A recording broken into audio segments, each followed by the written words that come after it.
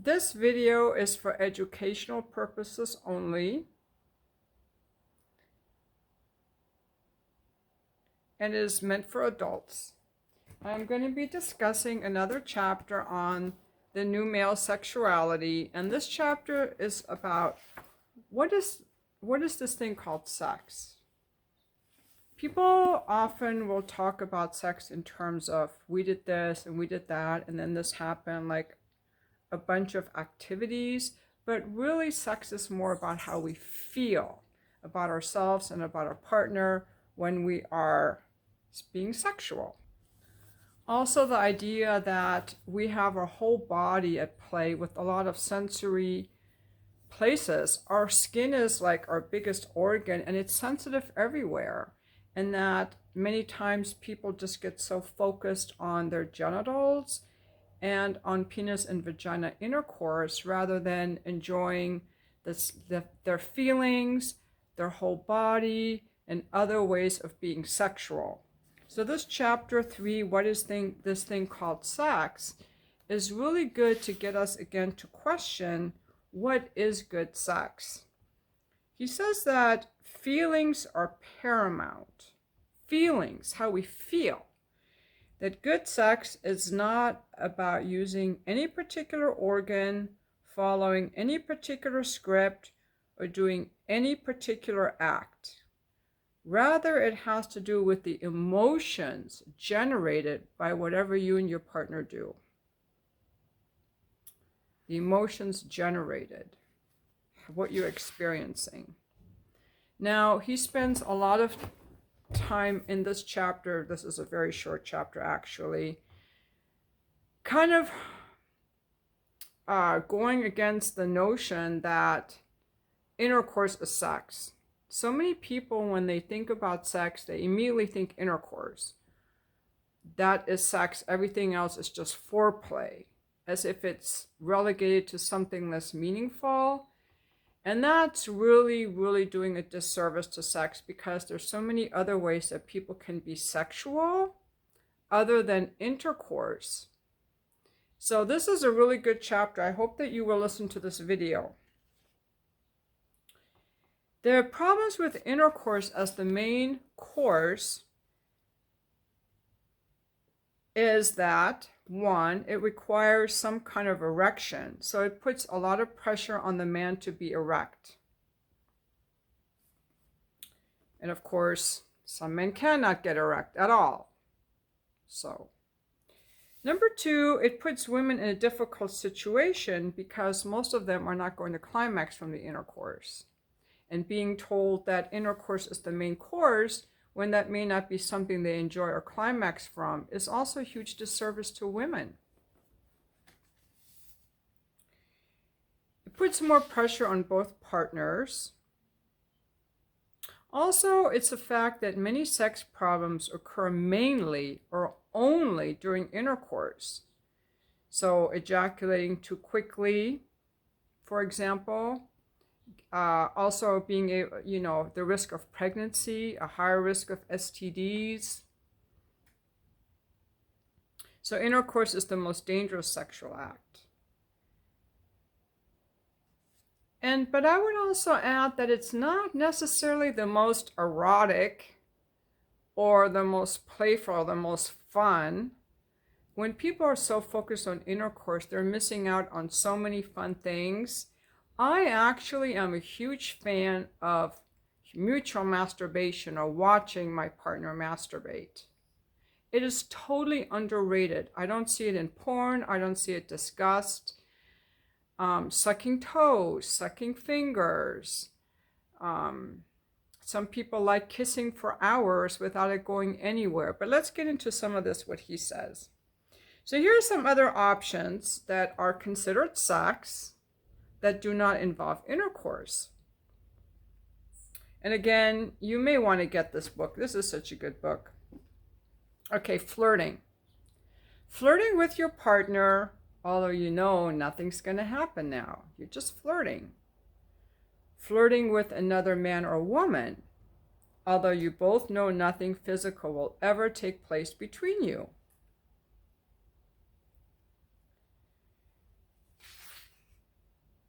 bathing your partner or you bathing each other.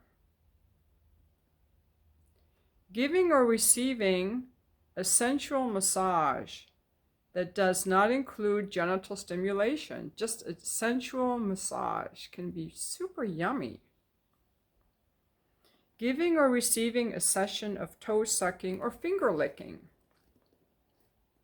You may also want to try some kissing and hugging where you're giving each other close body contact while clothed, kind of like a dry humping or like with your legs or something like that. You don't have to take your clothes off and get naked every time.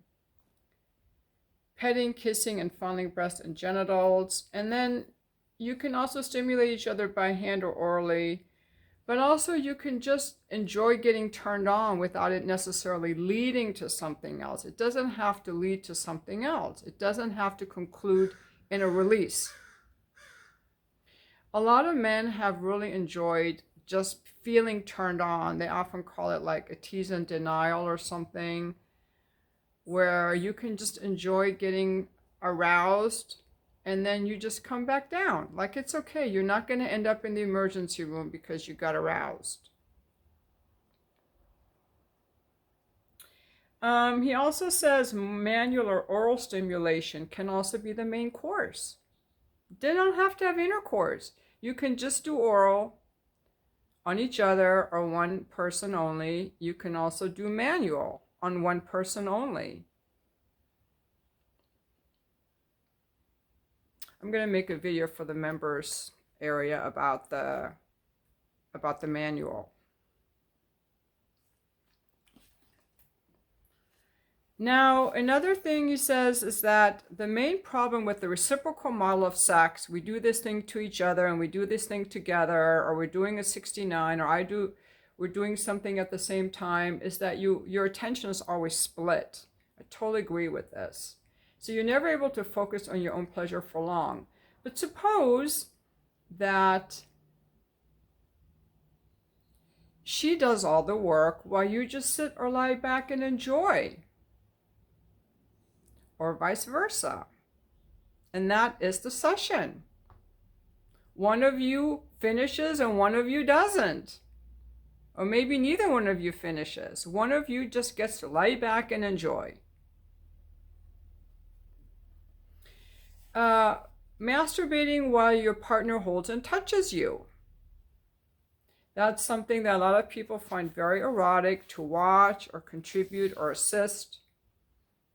And you can do this, and again, this is an educational video, so maybe I should just put this up so you can read it, but while one person is touching themselves, the other person can be on the phone or in person telling you a fantasy, or when you're lying side by side or facing each other, or during any sexual activity, change what you do with your eyes. Say you're usually looking at your partner. Do the whole thing with your eyes closed. Or if you always close your eyes, try opening your eyes. Also massaging the perineum. Now, also to consider different feelings in sex. Some men try to just be so lustful, they're not sensual at all. And some men are so sensual, they withhold their lust and their kind of aggressive energy. So play around with all your emotions. Sometimes you want to be tender and soft. Other times you want to be lusty and hard, a little more rougher. Sometimes you want to be playful and fun. To not shove away all your emotions, but bring all of your emotions into it. You don't just have to be one way. You know, you don't have to be super gentle. Women don't usually like it if you're just so gentle. Or if you're just too rough. Anger, regardless of its source, can serve to heighten the sexual experience, but it needs to be treated with caution. That sometimes make-up sex is really fun. Like, you gotta have a little bit of that aggressive energy in you also, which is fun to use at times. Don't confuse this with hurting someone. I'm just talking about this kind of playful energy that you might have if you're roughhousing or something, okay? That kind of energy. And we skin all over our bodies and incredibly creative minds to work with and lots of different emotions. We have many, many possibilities. If you've just thought of intercourse as the main course, I invite you to not do it, to try other ways of enjoying your partner and opening your life to different possibilities. Then, like, why are you in such a rush? What are you afraid of? What are you running from?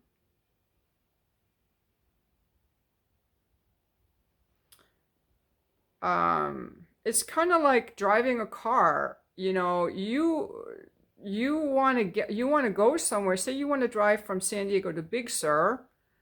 Well, you can get there really quick if you like take a plane, but what if you want to ride your motorcycle and see all the sights and feel the wind against your face? It's going to take you longer to get there, but it's more scenic. You can take the jet. You're going to miss all the beautiful sights.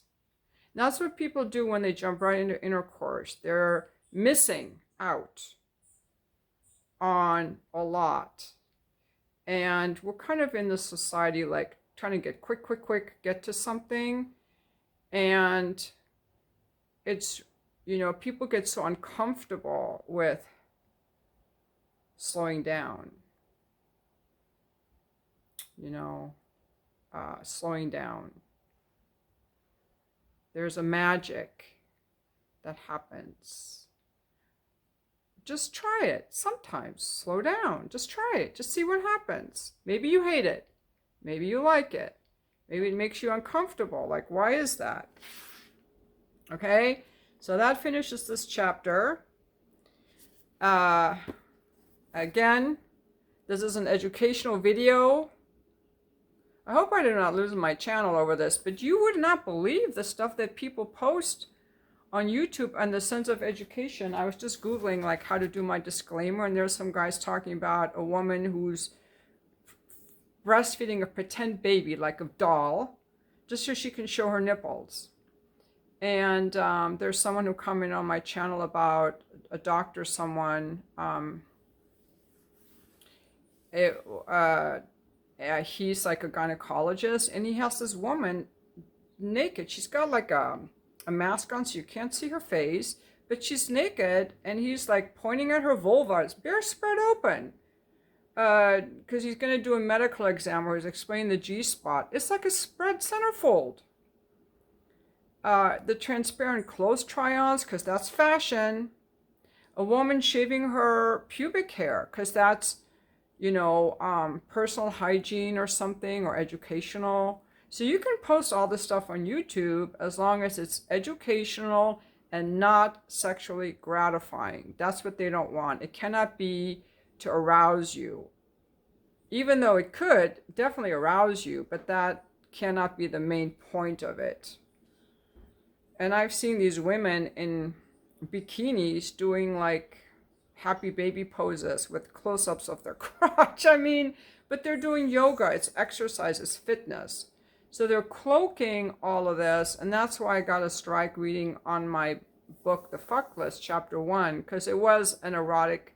It's very sexual, and it wasn't educational, and it wasn't fashion. It was, you know, me reading that book, and I can see that that violated the guidelines.